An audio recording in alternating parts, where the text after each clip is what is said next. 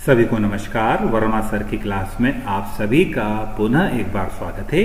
आज का हमारा टॉपिक है मनुष्य में लिंग निर्धारण की प्रक्रिया। दोस्तों, मनुष्य में लिंग निर्धारण कैसे होता है, कौन से गुणसूत्र इसके लिए जिम्मेदार होते हैं, उत्पन्न संतति नर कब होगी, मादा कब होगी, अर्थात लड़का कब पैदा होगा और लड़की कब पैदा होगी, इन सभी का निर्धारण यहां पर हम देखेंगे। दोस्तों, हम टॉपिक शुरू करें उसके पहले मैं आपसे रिक्वेस्ट करना चाहूंगा कि अगर आपने अब तक हमारे इस YouTube चैनल को सब्सक्राइब नहीं किया है तो प्लीज इसे सब्सक्राइब कीजिए और बेल आइकन को प्रेस कीजिए, जिससे हर ताजा अपडेट की जानकारी आपको तत्काल उपलब्ध हो सके। आइए शुरू करते हैं आज का हमारा टॉपिक, मनुष्य में लिंग निर्धारण की प्रक्रिया।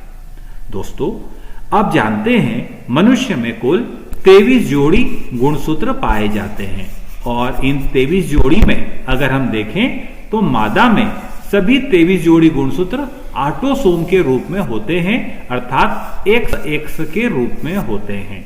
वहीं हम देखते हैं नर में 23 जोड़ी में से 22 जोड़ी गुणसूत्र ऑटोसोम पाए जाते हैं और हम देखते हैं एक जोड़ी हेट्रोसोम पाया जाता है।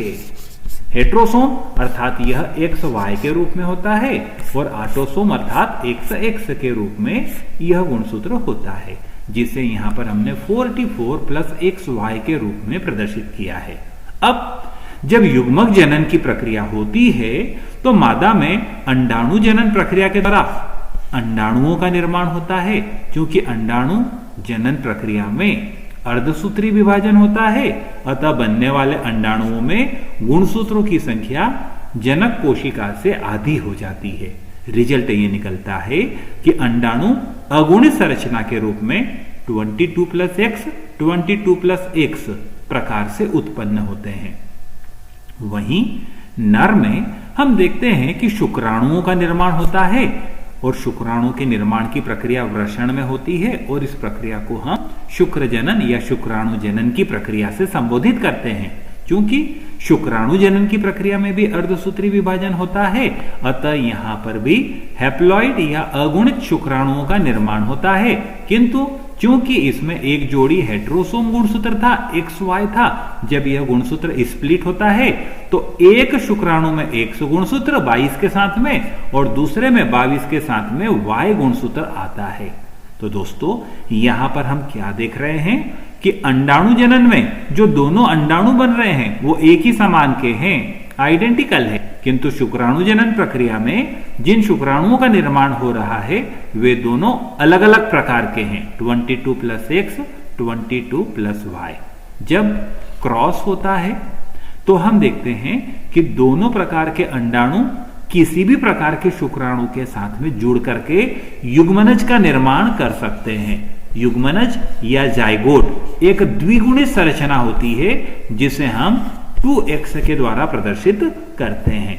तो यहां पर हम देखते हैं कि जब क्रॉस होता है, अंडाणु शुक्राणु के साथ निषेचित होता है, तो मान लीजिए ये 22 वाला प्लस X वाला 22 प्लस X वाले शुक्राणु के साथ जुड़ेगा तो हम देखेंगे 44 प्लस XX यूनिट बनेगी जो मादा को प्रदर्शित करती है।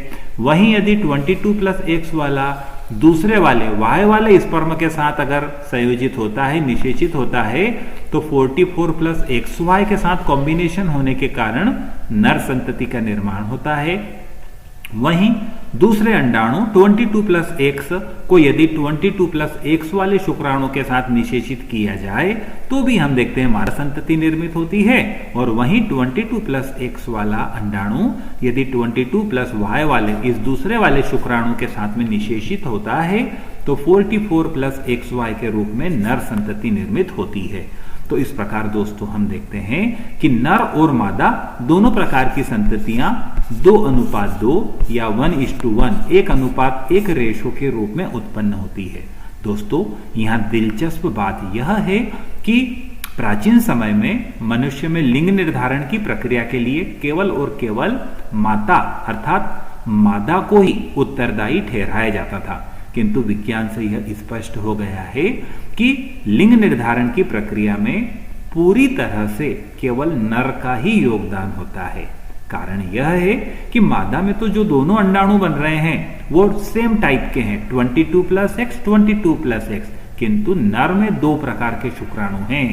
यदि नर का 22+X वाला शुक्राणु निषेचन में भाग लेता है तो हम देखेंगे मादा संतति बनती है, किंतु यदि 22+Y वाला अगर शुक्राणु भाग लेता है तो नर संतति का निर्माण होता है। तो दोस्तों, कैसा लगा आज का टॉपिक आपको? अगर आपको पसंद आया हो तो इसे अपने दोस्तों के साथ शेयर करना और लाइक करना ना भूलिएगा। Thanks for watching. पुनः मिलेंगे अगले टॉपिक में।